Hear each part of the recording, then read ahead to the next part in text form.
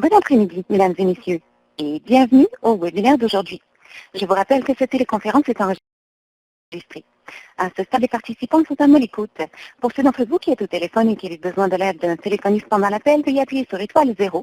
Les participants sur l'Internet qui ont besoin de soutien doivent se servir de la boîte de dialogue. Je cède à présent la parole à votre animatrice.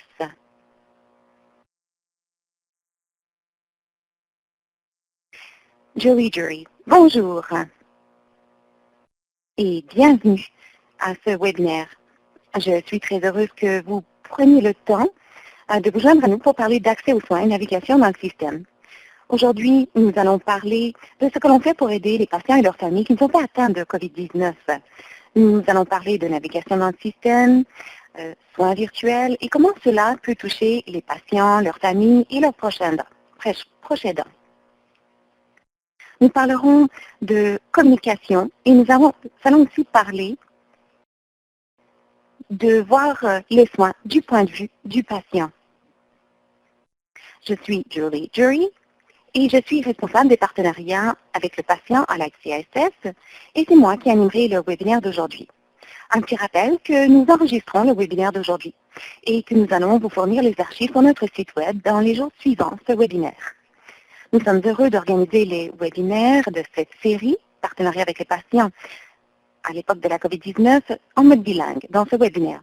Pour vous brancher à l'audio en français, veuillez composer le numéro de téléphone affiché à l'écran. Vous pouvez saisir vos questions et vos observations dans la boîte de dialogue dans la langue de votre choix. J'espère qu'au fil de cette série de webinaires, nous pourrons vous donner une tribune de conversation, surtout si vous vous adonnez à la participation avec les patients. Les organismes, les systèmes de soins de santé et les patients qui sont des partenaires participent tous à l'amélioration du système. Notre objectif est de discuter d'enjeux qui sont opportuns en cette époque de COVID-19. La boîte de dialogue est le mode principal de conversation. D'après l'expérience passée, cette boîte de dialogue bouge très vite. Il est donc difficile de la suivre. Cependant, nous examinons chacune des observations ultérieurement et nous partageons ces échanges sur notre site web la semaine suivante. Ces séances sont également enregistrées et donc vous pouvez les revisionner lorsque le moment sera opportun pour vous.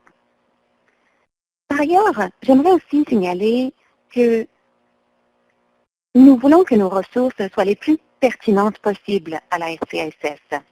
C'est pourquoi nous cherchons votre rétroaction.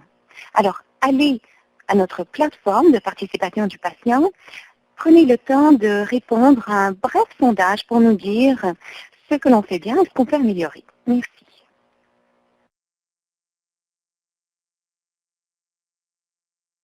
Alors, l'objectif du webinaire d'aujourd'hui est une conversation sur les difficultés d'accès et de navigation dans le système à l'époque de la COVID-19.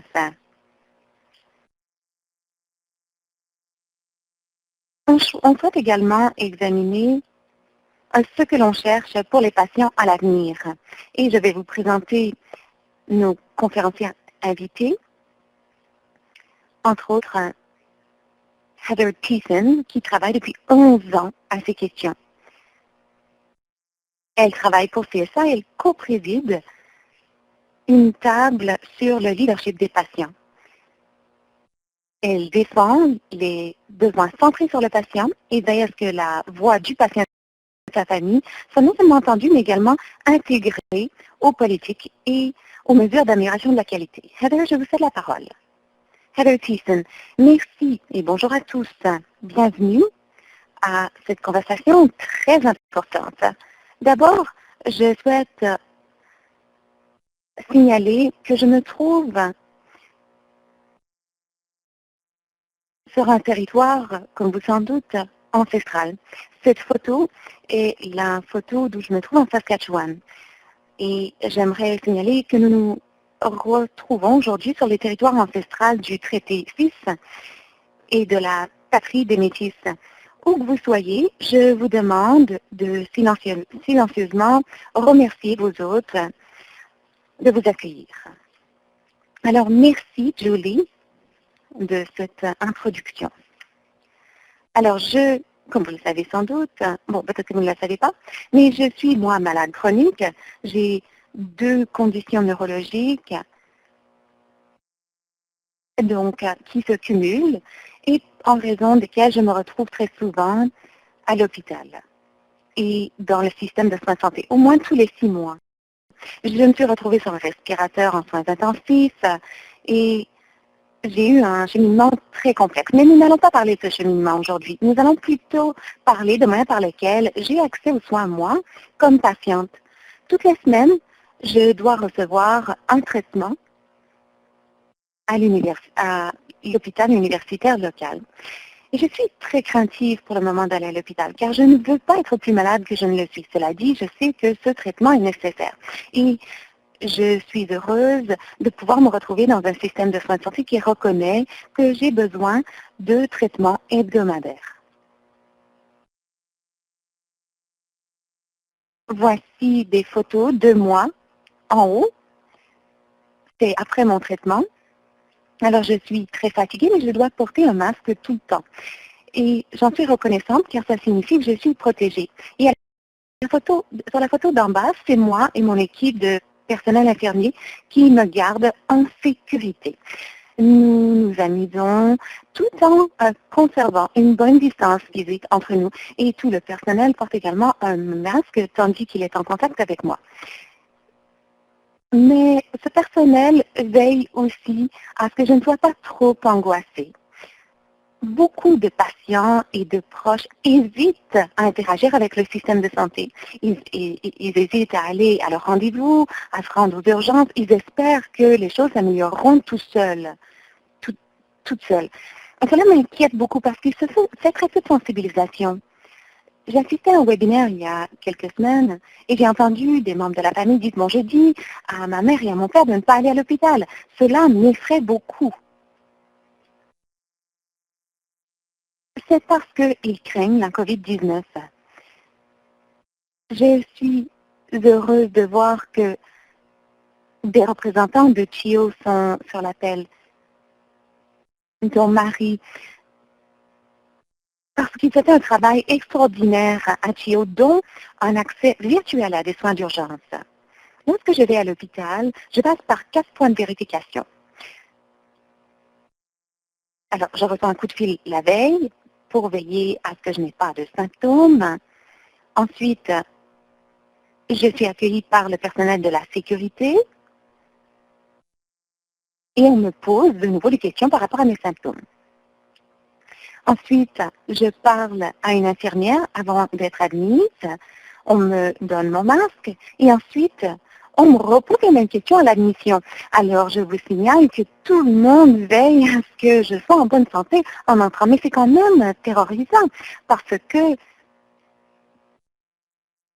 vous savez, très souvent, je me dis que les personnes âgées, dont des gens j'ai vu la semaine dernière, un couple de personnes âgées qui avaient les yeux tout ronds, qui se demandaient, mais qu'est-ce que c'est que cette histoire, ne savaient pas à quoi s'attendre. Alors je pense qu'il faut sensibiliser les gens à l'avance, qu'ils ne soient pas si étonnés lorsqu'ils arrivent au point d'accès. L'accès au système de soins de santé a toujours été un problème. Vous savez, dans le passé, c'était le cas, mais avec la COVID-19, on constate que la physiothérapie, les soins à domicile, divers soins comme les soins de la vue, des dents ne se produisent pas.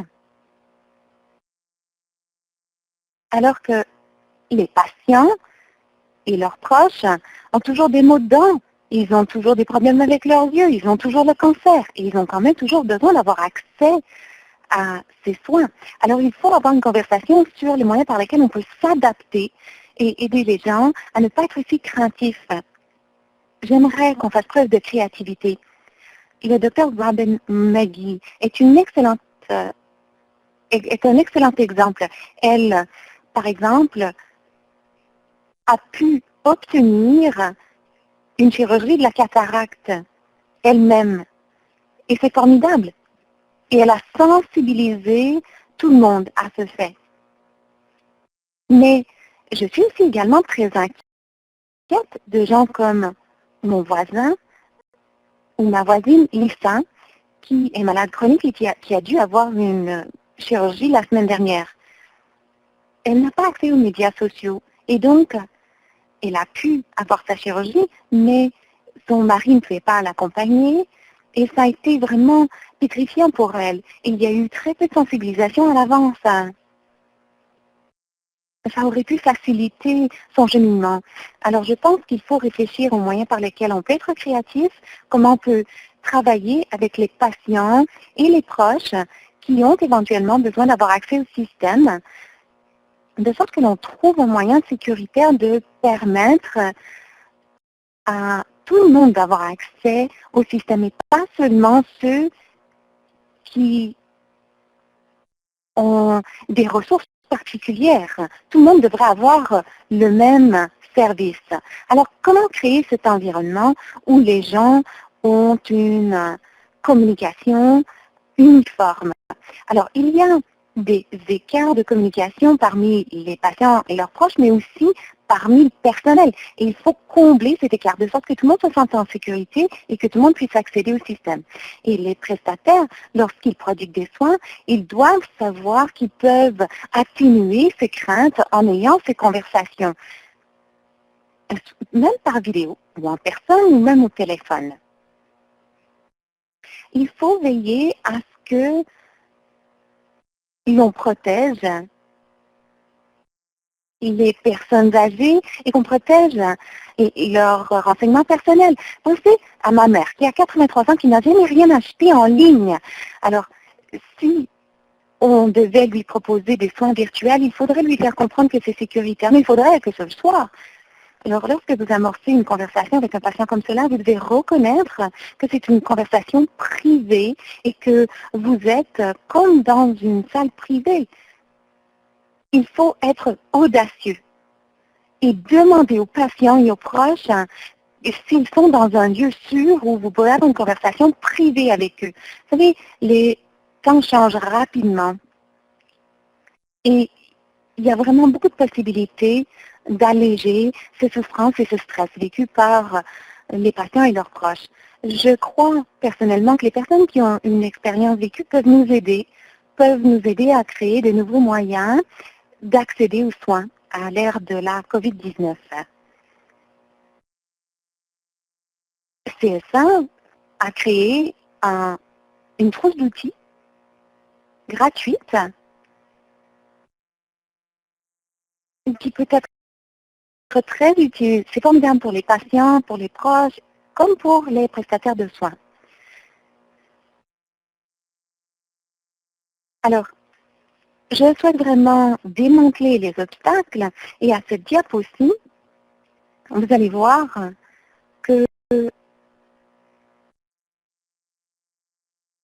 quelque chose que j'ai affiché sur Facebook parce que j'ai remarqué qu'il y avait très peu d'informations. Je rigolais avec mes amis. J'ai dit, depuis les 8 dernières semaines, je constate quelque chose de nouveau toutes les semaines. Une chose qui m'échappait. Genre, la première semaine, c'était la sécurité à la porte. La première fois que j'ai été accueillie par un garde de sécurité, je me demandais ce qui se passait. La semaine suivante, c'était autre chose. Par exemple, les masques. Ensuite, c'était le coup de fil. Alors, je rigole toujours avec mes amis en disant, bon, je dois m'attendre à quelque chose de nouveau à chaque fois. Alors, pourquoi on ne prévient pas les gens à l'avance? Alors, voici ce que j'ai affiché sur Facebook. C'est ce que j'ai décidé de signaler à d'autres patients de la Saskatchewan pour les prévenir de ce à quoi ils pouvaient s'attendre, pour essayer d'atténuer un peu leurs appréhensions. Alors, je vais conclure ici, mais il faut veiller à ce que l'on consulte les personnes qui ont une expérience vécue. Je suis très heureuse de pouvoir aider mon organisation et j'aiderai les patients, les proches, le plus possible, qui ont besoin d'accéder aux soins. Cela permettra d'atténuer leur angoisse, de renforcer leur confiance et d'améliorer également la transparence. Alors sur ce, je vais vous présenter à Mario Lopez.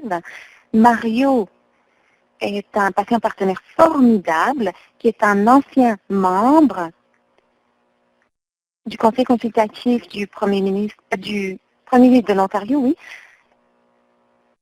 sur l'accès des patients. Et pour le moment, il s'intéresse aux aiguillages électroniques. Il cherche à contribuer son expérience personnelle et il apprécie énormément à quel point il est important d'avoir des services équitables qui soient transparents, sécuritaires et accessibles. Mario, la parole est à vous. Mario Lopez. Merci, Heather. Alors, j'ai pensé peut-être vous parler de mon expérience personnelle. Effectivement, il y a des écarts dans notre système de soins de santé. Je suis inspirée par ce qui a été fait ailleurs avec les visites virtuelles, mais je pense qu'on commence à peine à comprendre le potentiel de ces visites virtuelles. Il y a énormément de potentiel, mais il y a eu aussi beaucoup d'échecs, de ratés pendant cette période.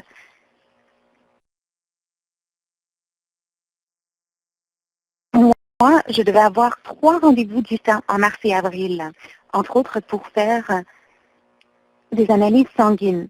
Mes rendez-vous ont été reportés à la fin du mois d'août et même septembre. Je devais rencontrer un chirurgien orthopédiste. Mon chirurgien orthopédiste a une imagerie diagnostique déjà auquel elle a accès. Donc, mon rendez-vous était prévu pour le mois d'avril pour cette chirurgie. Donc, ça devait avoir lieu 8 à 10 semaines après la consultation. J'avais demandé à ma femme qui travaille dans le système scolaire et qui a congé l'été, si elle pouvait m'aider pendant la période de réadaptation, de rééducation. Je suis atteinte d'hémophilie et pour le moment, je ne sais pas quels sont mes niveaux. Alors ça, c'est un petit peu préoccupant pour moi. Malheureusement, je suis également atteinte de VIH, et étant donné que j'ai reçu du sang contaminé dans les années 80. Je suis donc suivie régulièrement à l'hôpital. Et pour le moment, je ne peux pas avoir ces rendez-vous pour savoir quels sont mes comptes de CD4, qui est un marqueur important pour le système immunitaire. Je pense que ces rendez-vous de suivi auraient pu être faits virtuellement. Mon médecin de famille a des visites virtuelles et ça marche très très bien pour elle. Mais ce ne sont pas tous les médecins qui se servent de ce mode de communication. Enfin, c'est mon expérience et ce qui m'intéresse vraiment, c'est de voir ce que font les petites collectivités qui se servent peut-être plus des visites virtuelles que les grands centres urbains. Je pense qu'il faut faire mieux pour les patients qui sont atteints de maladies chroniques et pour qui l'accès aux services est limité en raison de la COVID-19. Parce qu'on fait face à cette pandémie, cela ne signifie pas que toutes les autres difficultés disparaissent. Je suis très craintive à l'idée de voir les répercussions de cette situation sur les patients, pour le moment, mais aussi à l'avenir. Je pense qu'il faut reconnaître que beaucoup de soins ont été interrompus. Mais ces soins sont nécessaires. Il faudra un jour ou l'autre les prodiguer. Tous les hôpitaux n'ont pas la même approche. Chaque installation semble avoir ses propres règles, ce qui devient très difficile à suivre pour les patients. Les patients ont peur d'aller à l'hôpital. Et je pense que les professionnels doivent veiller à fournir une information exacte.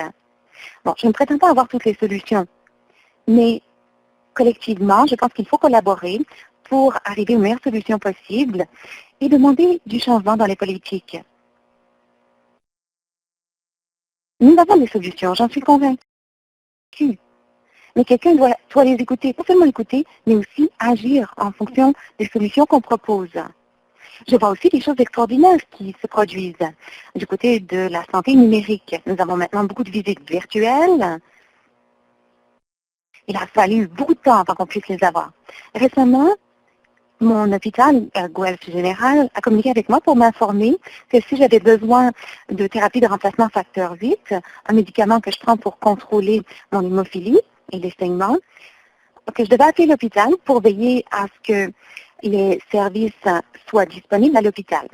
Une fois que les médicaments étaient déclarés disponibles, je pouvais aller à l'hôpital, me présenter à l'entrée générale où quelqu'un appellerait le laboratoire de sorte qu'on vienne me donner le médicament, de sorte que je n'ai pas besoin de pénétrer dans l'établissement. J'ai trouvé ça très proactif et efficace et totalement centré sur moi, le patient. Et l'hôpital s'est intéressé à moi avant que je ne commence à m'inquiéter. Je pense que c'est le genre de choses qui doit se produire partout. Je pense que l'hôpital général de Guelph a fait tout son possible pour que j'ai le meilleur résultat possible. Et en terminant, j'espère que l'expérience que j'ai eue à Guelph se reproduise ailleurs, partout au pays. Merci.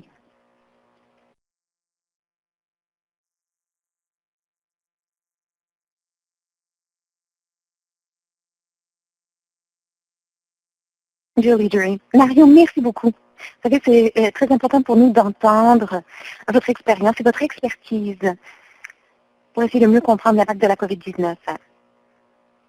Maintenant, nous allons céder la parole à Marie Kettlebaum, qui est vice-présidente stratégie, qualité, partenariat avec les proches, ainsi que responsable principale de l'innovation. Elle est diplômée en ligne électrique et elle a passé 10 ans dans l'industrie de la haute technologie avant de faire une maîtrise en administration de la santé à l'Université d'Ottawa. Elle est la fille d'un médecin de CHEO, l'hôpital pour enfants de l'Est de l'Ontario, et elle s'intéresse depuis toujours à l'application de la technologie à la médecine. Alors, merci beaucoup, Marie, d'avoir accepté de prendre la parole ici, malgré votre horaire très chargé, à n'en pas douter. Marie Kettlebaum, merci beaucoup de m'avoir invitée. Vous savez, les changements qu'on constate depuis quelque temps ne pourraient pas se produire sans réflexion. CEO a conduit une fondation qui accomplit des tâches comme celles décrites par Mario. Il faut donc apprendre de cette expérience, comprendre ce qui fonctionne bien, ce qui fonctionne moins bien, ce qu'il faut absolument éviter. Alors, à CHEO, nous avons beaucoup de chance d'avoir une bonne infrastructure.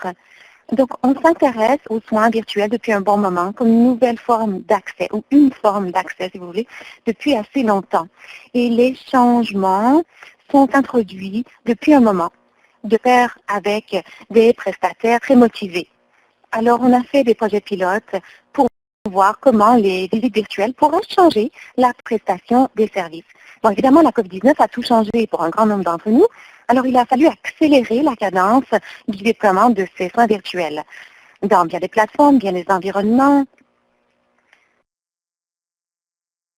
Donc, on a permis des rencontres entre prestataires et patients, entre prestataires. Tout cela s'est produit très rapidement. Parfois, ça s'est bien produit, parfois moins. Essentiellement, je suis ravie des résultats. Bon, évidemment, dans certains cas, c'est plus difficile de se servir de soins virtuels, mais dans la majorité des cas, c'est parfaitement utile. Nous avons eu beaucoup de chance en ce sens qu'on a pu maintenir environ 75% des soins que l'on prodiguait avant la COVID-19 grâce aux soins virtuels. Maintenant, je dirais qu'à peu près 80% des soins ambulatoires sont toujours prodigués grâce à cet apport technologique. Alors, c'était le début. Mais il y a eu d'autres possibilités également, chemin faisant, dont je suis très emballée relativement à l'accès. La première chose que j'évoquerai, c'est les tournées virtuelles. Je pense que vous avez reçu Alex Munter il y a quelques semaines. Et Alex Munter parlait du fait que les proches font partie de l'équipe de soins ici à CHEO. Malheureusement, on ne peut être accompagné que d'une personne au chevet, toujours aujourd'hui. Et lorsqu'il est question de tourner, on se demandait comment allons-nous garantir que nous offrons de bons soins tout en protégeant les gens grâce, par exemple, à de l'équipement de protection individuelle. Alors quelqu'un a dit, mais pourquoi ne pas faire des tournées virtuelles? C'est pourquoi un groupe de personnes, de prestataires, de patients et de proches font ces tournées. Bon, ça a été un petit peu difficile à faire décoller, mais maintenant, ça marche relativement bien.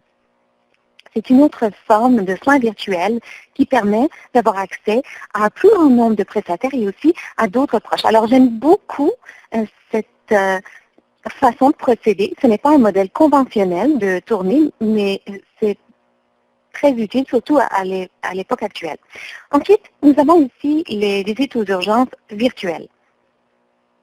Essentiellement, les visites aux urgences étaient à 25% par rapport à ce qu'elles étaient avant la COVID-19, parce que les gens étaient craintifs. On savait qu'avant la COVID-19, il y a des gens qui se présentaient aux urgences pour des questions qui n'étaient pas forcément urgentes, des problèmes qui auraient pu être traités en soins primaires. Donc, on s'attendait à ce qu'on ait une certaine diminution de l'achalandage. Alors, on présumait que ça diminuerait un peu, mais il y a eu une diminution en flèche, ce qui nous a beaucoup inquiétés. Et on a consulté les familles qui nous ont dit on a vraiment très peur de se présenter aux urgences. Et c'est pourquoi on a commencé à réfléchir au concept des soins urgents virtuels. Ça ne remplace pas les soins primaires. Mais pour les familles qui pensent qu'elles devraient peut-être se présenter, mais qui aimeraient savoir à l'avance si effectivement la visite est nécessaire, elles peuvent s'adresser au service d'urgence virtuelle. C'est un médecin urgentologue de CHEO avec qui vous discutez et c'est lui ou elle qui vous dira si effectivement ça vaut le coup, par exemple, de sortir en public, de prendre un bus et de vous rendre à l'hôpital plutôt que de rester à la maison. Alors, ça fait déjà 9 jours que ces services d'urgence virtuels sont en place et on constate que le tiers des patients sont invités à se présenter en personne. Donc, ça nous permet d'éviter quand même presque 70% des visites.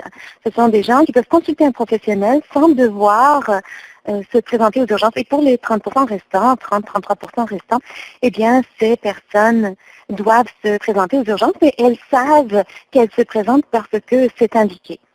Alors, ce sont des exemples de moyens par lesquels nous tâchons d'encourager l'accès par d'autres moyens à CHEO, mais je suis vraiment emballée de voir ce que vous faites de votre côté, ce qu'on pourrait améliorer, à votre avis, et ce qu'on pourrait faire en plus pour veiller à ce que les familles restent en sécurité et que les patients reçoivent les soins dont ils ont besoin, qu'ils soient atteints de COVID ou non.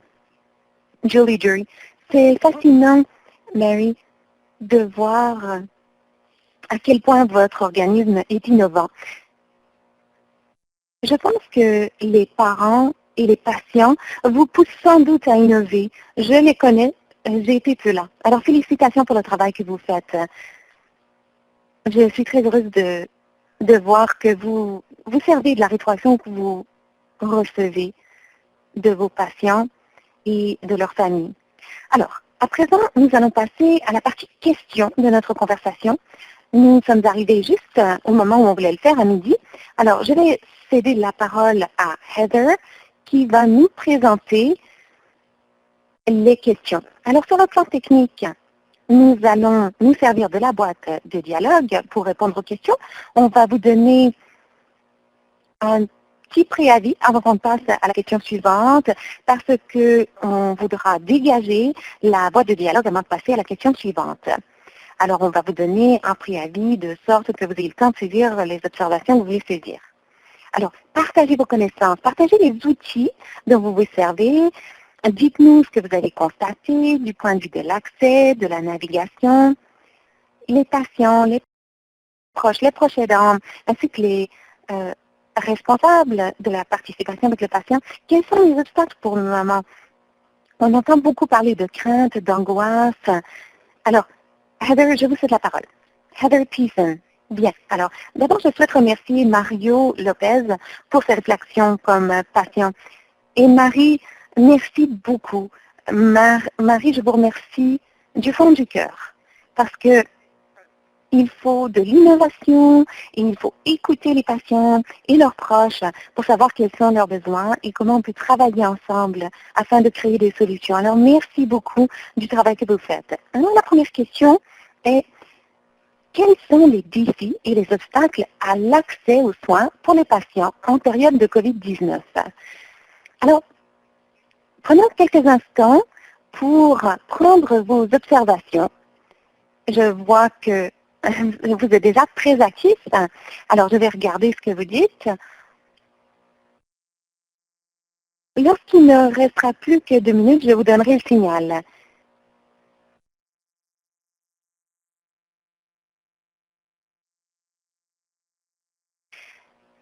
Écoutez, vous entendrez peut-être quelques pauses, le temps que vous inscriviez vos observations, mais je vois que vous êtes très actifs. Et d'ailleurs, Mario, Marie, on vous invite à réagir aux observations que vous voyez également.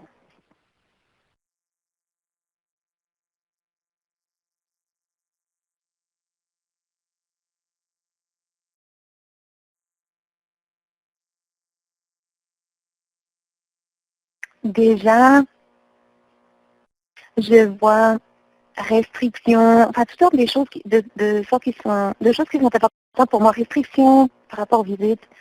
Heather Thiessen. Oui, écoutez, je pense qu'on arrivera à créer des solutions qui vont permettre d'alléger cette difficulté, mais il faut reconnaître le fait que les moments sont incertains et je veux également remercier les établissements de soins de santé qui souhaitent protéger les patients et leurs proches. Maintenant que ça fait 8 semaines qu'on vit la pandémie, je pense qu'on peut commencer à réfléchir à apporter des changements. Et dans la boîte de dialogue, je vois beaucoup d'observations sur la communication. Il faut que les gens aillent aux urgences s'ils en ont besoin. Vous savez, les gens font toujours des chutes, des AVC. Il ne faut pas souffrir chez soi lorsque des soins sont indiqués. La santé mentale et la toxicomanie, c'est un autre domaine auquel il faut vraiment s'attacher, à mon avis. Julie. Mario, vous voudriez peut-être dire quelques mots sur la sensibilisation des patients. Comment se servir d'équipements de protection individuelle, EPI? Quoi faire lorsque je dois aller à l'hôpital avec un enfant qui n'est pas bien? Comment désinfecter cet enfant? Comment désinfecter son visage même? Mario, avez-vous des renseignements à nous donner à cet effet? Mario Lopez. Oui, bien sûr, Julie. Vous savez,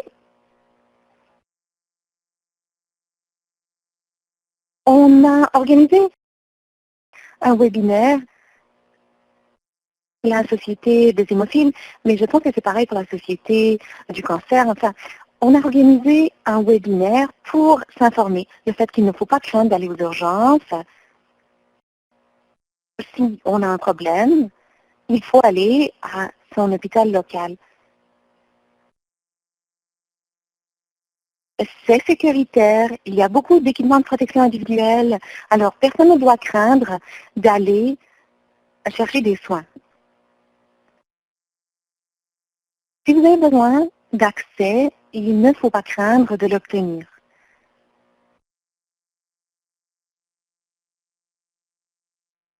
Il faut se servir de l'équipement de protection, il faut respecter les consignes et le personnel est là pour vous aider.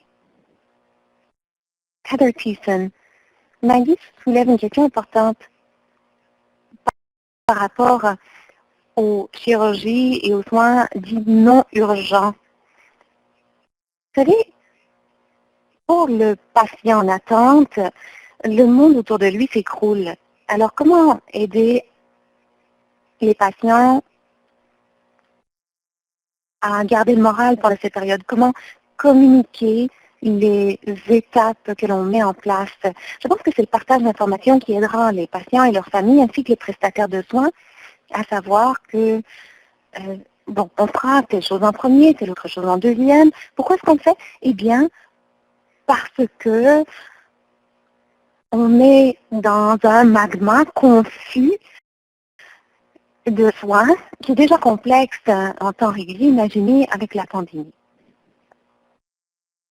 Julie, Mario, il y a une question ici. Qu'en est-il des gens qui vivent dans une région éloignée? J'ai même une amie, moi, qui vit très loin d'Ottawa, en banlieue lointaine de Canada, et a même un mauvais accès au Wi-Fi. Marie Terobon. Eh bien, écoutez, on fait des consultations téléphoniques depuis longtemps. Donc, virtuel, ça peut être téléphonique, ça n'est pas forcément vidéo. Alors, un des moyens par lesquels on traite de ces situations, c'est une consultation téléphonique. Si les choses ne vont pas bien au téléphone, on les fait venir. Alors, pour nous, c'est une forme de soins virtuels parce que vous faites un triage virtuel. Vous le faites au téléphone. Et si vous pouvez éviter une visite, tant mieux, mais sinon, si la vidéo n'est pas possible, la prochaine étape, c'est de faire venir la personne en personne. On fait un peu de partage d'appareils. Bon, si ça ne résout pas les problèmes de Wi-Fi, évidemment, si le réseau n'est pas suffisamment fort, ça n'aidera pas. Cela dit, nous avons un certain nombre d'appareils pour les gens qui viennent souvent à l'hôpital pour essayer d'éviter ces visites. Si on leur donne un appareil qui puisse communiquer avec nous, s'ils ont accès à du Wi-Fi, cela peut être suffisant. Heather Thiessen. Julie, peut-être qu'il faudrait passer à la deuxième question, étant donné que le temps file, ou est-ce que vous voulez qu'on attende encore une minute ou deux? Julie. Nous allons vous donner une petite minute de plus. Je lis rapidement vos réflexions. Vous avez d'excellentes observations pour répondre à la première question. Il y a beaucoup de gens qui soulèvent la communication, la transparence, les communications uniformes. C'est ce que nous disaient Heather et Mario. Et je voulais aussi aborder quelque chose qui touchera peut-être les deuxième et troisième questions, la diversité et l'inclusion. Qu'est-ce que ça représente du point de vue de l'accès? Vous savez, c'est important d'y réfléchir. Alors, je vais passer à la deuxième question et je vous rends la parole, Heather. Heather Thiessen, merci. Alors, la prochaine question. Comment êtes-vous entré en partenariat avec un organisme ou avec des patients, proches aidants, partenaires pour réaménager l'accès aux soins?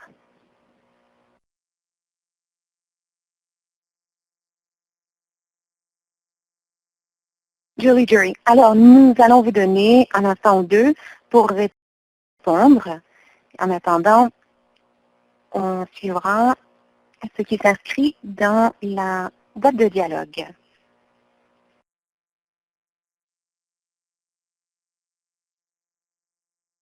Heather Thiessen et moi, je suis prête aussi.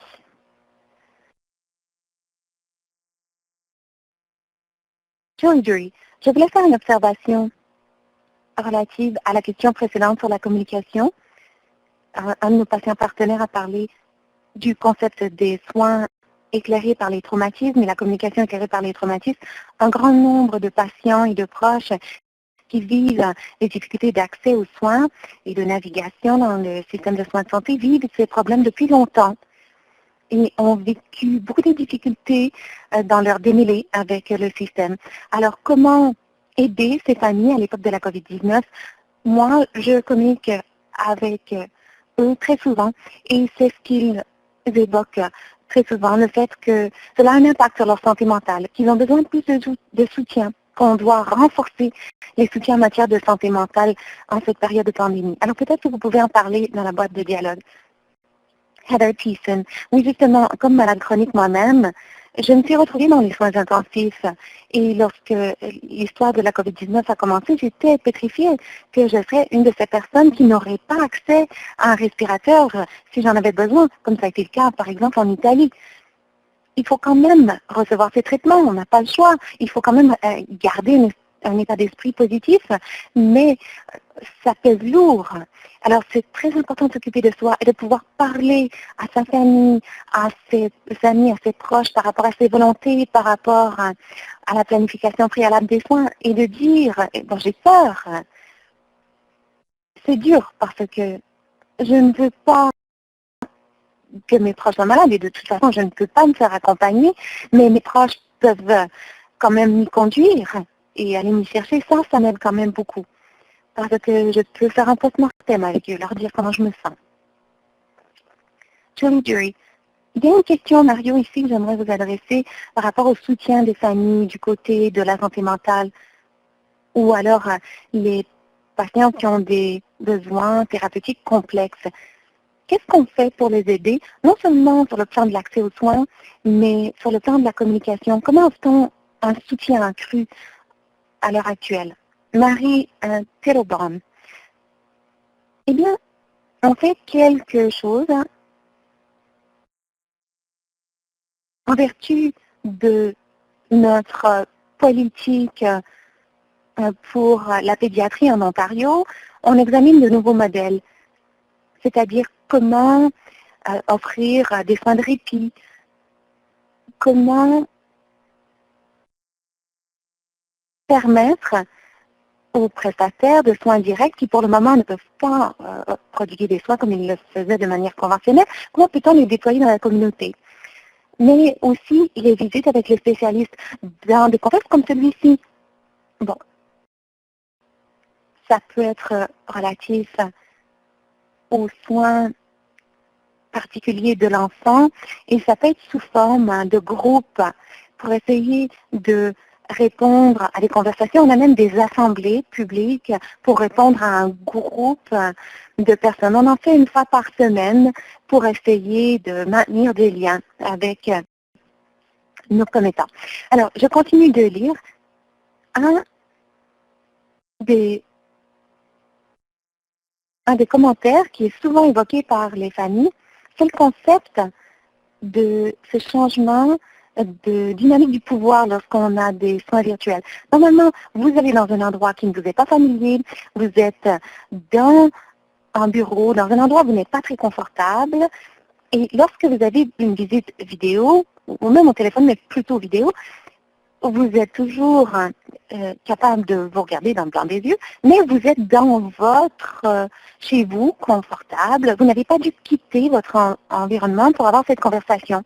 Et il y a un nombre remarquable de gens qui me disent que le fait qu'ils ont perdu le contact humain est en partie compensé par cette dynamique de pouvoir qui a changé. Et j'aime beaucoup ce genre d'avantages inattendus des soins virtuels. Alors, je voulais simplement le signaler au passage. Heather Thiessen, oui, j'ai une inquiétude cependant par rapport aux soins virtuels parce que j'ai entendu des gens dire, entre autres, pour les soins psychiatriques, bon, si votre maison n'est pas très en ordre, il y a des idées préconçues.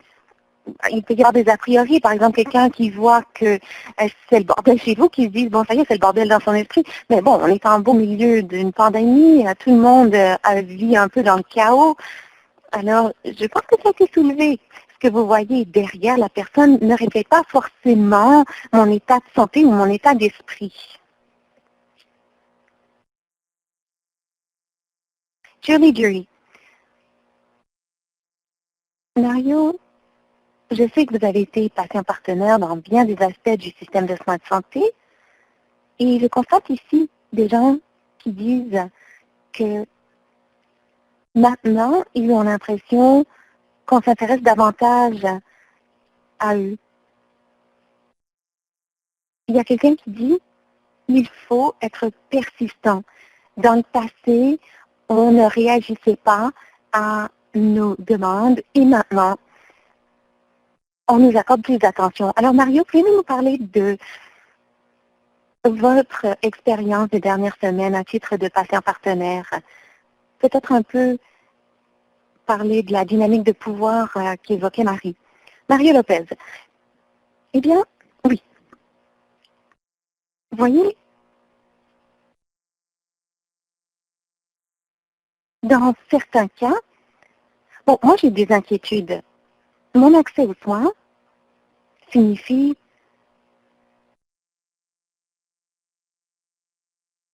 que je peux être accompagnée. Donc, accéder à des soins sans partenaire, sans patient partenaire, ça signifie que les choses ont beaucoup changé. C'est pourquoi, à mon avis, il faut de nouvelles lignes directrices. On doit désigner un partenaire de soins qui est véritablement membre de l'équipe de soins. Il nous faut des gens, des patients partenaires, qui puissent garantir que l'information qui est communiquée aux médecins ou aux autres professionnels de la santé est juste. Mais oui, bon, les visites virtuelles, moi j'en ai avec mon médecin de famille, ça marche très très bien. Malheureusement, je n'ai pas pu avoir accès à mes spécialistes en mode virtuel. Mais j'espère qu'à l'avenir, ça sera possible. Heather Thiessen, merci beaucoup Mario. Vous savez, Julie, je pense qu'il est temps de passer à notre dernière question. Julie, oui. Alors, on vous laisse 30 secondes pour continuer de saisir vos observations dans la boîte de dialogue avant qu'on passe à notre dernière question.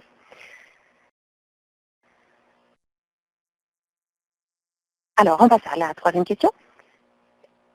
D'ailleurs, merci beaucoup de continuer de partager en si grand nombre.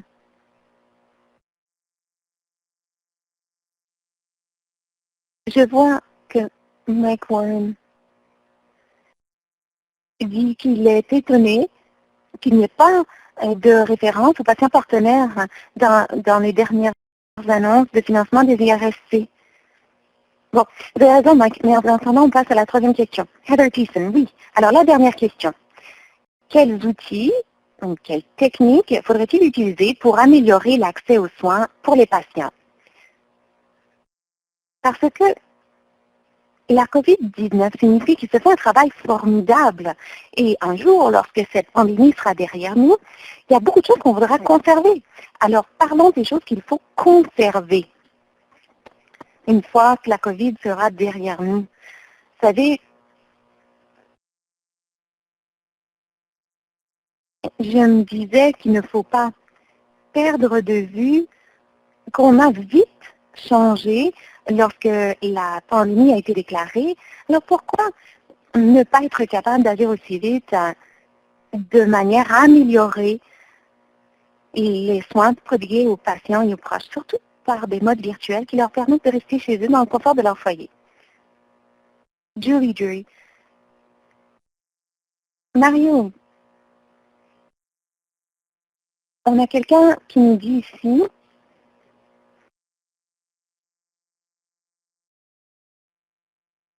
qu'est-ce qu'il faut conserver, qu'est-ce qu'il faut préserver et qu'est-ce qu'il faut accélérer? Alors, conserver, éliminer et même réimaginer. Mario Lopez. Eh bien, il faut des soins virtuels, on le dit depuis longtemps. J'espère que les soins virtuels continueront. Je ne suis pas vraiment intéressée par les politiques de la pandémie.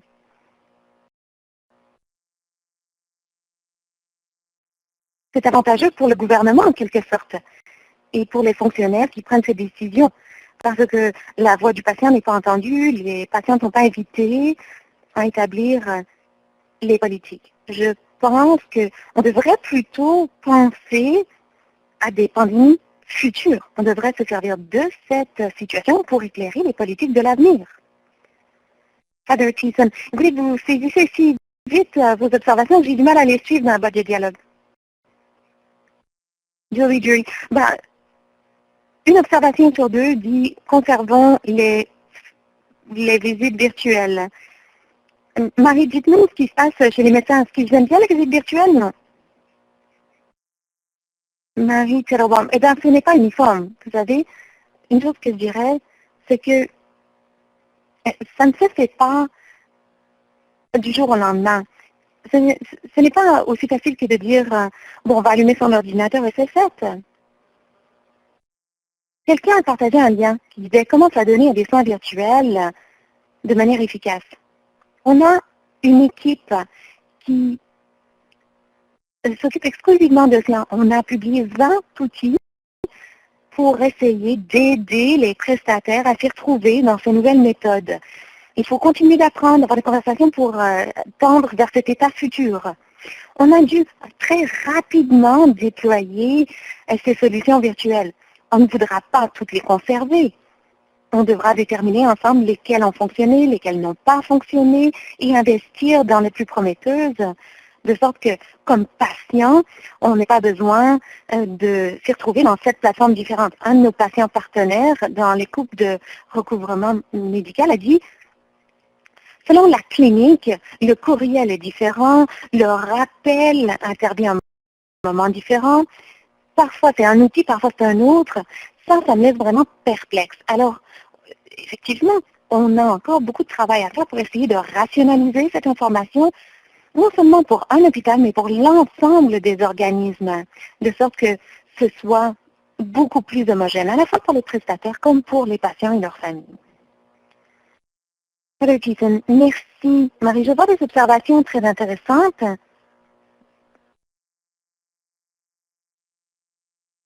Quelqu'un du réseau des patients partenaires qui dit: les proches doivent participer aux décisions. C'est vrai qu'on peut réunir des gens virtuellement, des prestataires de soins de santé, entre autres, mais il faut aussi avoir quelqu'un qui a une expérience vécue. Vous savez, lorsque j'ai commencé il y a 11-12 ans, il y avait très peu de patients partenaires. On était comme comme des chimères. Et maintenant, on est très nombreux. Et on voit beaucoup de gens très passionnés, très engagés, qui sont disposés à participer au changement qu'ils souhaitent.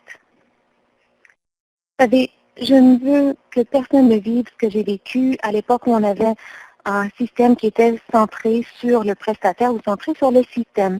Et même si on est un peu retardé par la pandémie actuelle, il y a quand même de gros enseignements à retenir. Et la voix des patients, des proches, commence à se faire entendre. Julie Jury, il y a beaucoup de gens qui parlent de politique. Et le fait que, comme le disait Mario, élaborer des politiques en temps de crise, ce n'est pas pérenne. Les politiques à l'avenir pourront être éclairées par la situation actuelle, de sorte qu'on puisse mieux faire face à une prochaine pandémie. Heather, vous allez travailler étroitement avec diverses organisations. Je suis intéressée de voir quelles sont les politiques. Bon, je ne sers de politique, mais c'est un mot un peu galvaudé.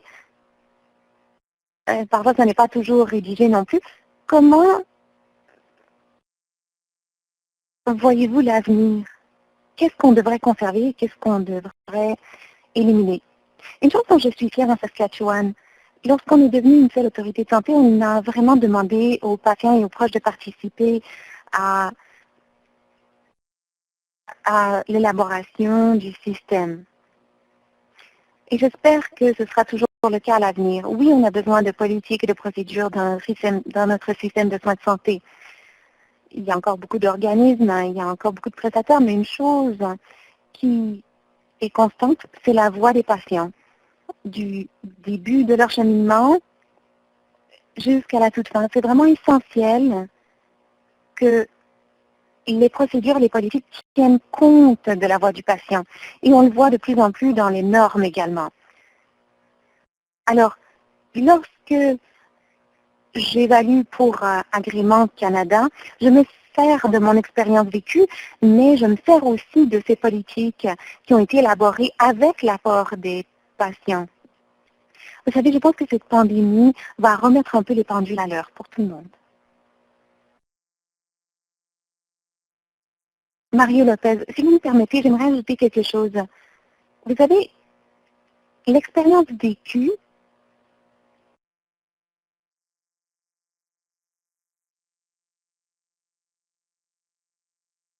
l'expérience vécue est ne doit jamais être occultée. Elle est valorisée autant par les patients que par les prestataires. Heather Thiessen. Je me réjouis de lire toutes les observations une fois qu'on aura la transcription de ce qui est dans la boîte de dialogue. Merci à tout le monde. Merci à vous tous de saisir vos observations. Oui, je vois que quelqu'un dit que vous avez un doctorat en expérience. Tout à fait.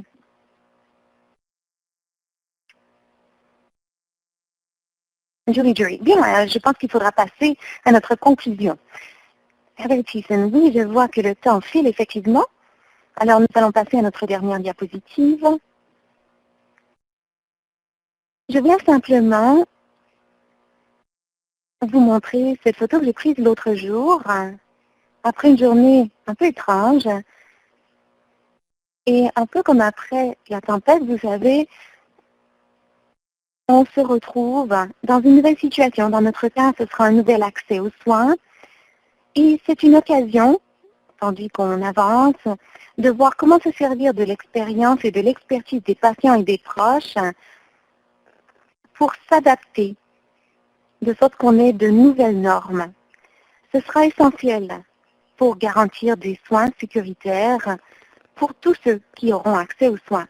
Nous voyons d'excellents exemples d'un grand nombre d'organismes comme Action Cancer Ontario, CHIO, qui sont chefs de file et qui voient vraiment ce qui est possible plutôt que de se pencher sur ce qui n'est pas possible. Julie, merci Heather. Merci d'avoir animé ce webinaire. Marie, merci pour vos réflexions, votre expertise, vos connaissances. Marie pour le leadership dont vous faites preuve à CHIO et Mario pour le leadership dont vous faites preuve à titre de patient partenaire. Nous avons aussi nos productrices, Carrie et Shina, sans qui ces choses sont impossibles. Et merci à Isabelle Jonca aussi, qui nous aide énormément. J'espère que vous avez apprécié cette expérience. J'espère que ce remue-ménage, ce clavardage vous a donné des idées, vous a amené de l'eau à votre moulin. Et je vous encourage à participer au prochain webinaire le 26 mai, qui sera co-animé par Carol Sancott et Carol Sniden de la Colombie britannique. Et elles parleront de ce qu'est la participation du patient, le partenariat avec le patient et la collaboration avec le patient à l'ère de la COVID-19. Alors, j'espère que vous serez des nôtres à 11h30 le 26 mai. On vous demandera de nous donner un peu de rétroaction sur ce webinaire. C'est ce qui nous permet d'améliorer les webinaires pour l'avenir. Alors, prenez un tout petit instant. Il y a 3 questions auxquelles vous pouvez répondre. Cela nous aide énormément afin de répondre à vos besoins. Merci et passez une excellente fin de journée.